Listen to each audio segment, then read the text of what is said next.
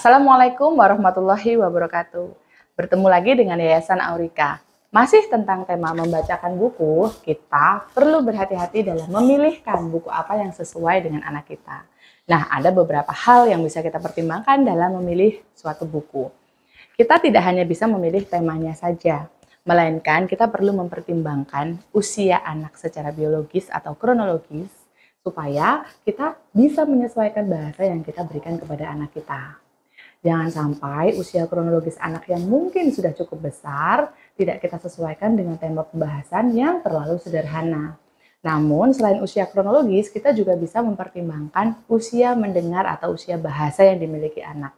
Semakin rendah atau semakin kecil usia bahasa anak, maka tentu bahasa yang kita perlu perdengarkan juga sederhana, sesuai dengan apa yang dimampu oleh anak dalam kemampuan mendengarnya. Nah, itu juga mempengaruhi bagaimana teknik kita dalam membacakan buku, serta buku apa yang kita pilih. Semakin ramai suatu buku, misalkan dengan gambar yang cukup kompleks,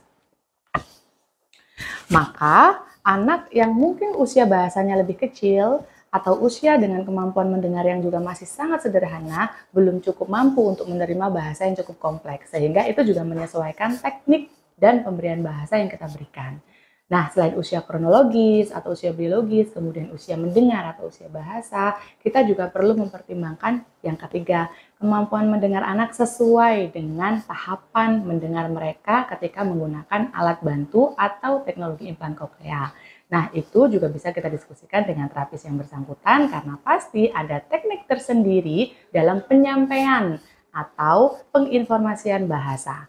Nah, yuk Bapak Ibu semua, kita perlu memilah dan memilih buku sesuai dengan kondisi anak, supaya tidak terlalu sederhana atau mungkin terlalu sulit atau terlalu kompleks bagi anak kita. Sampai jumpa lagi. Wassalamualaikum warahmatullahi wabarakatuh.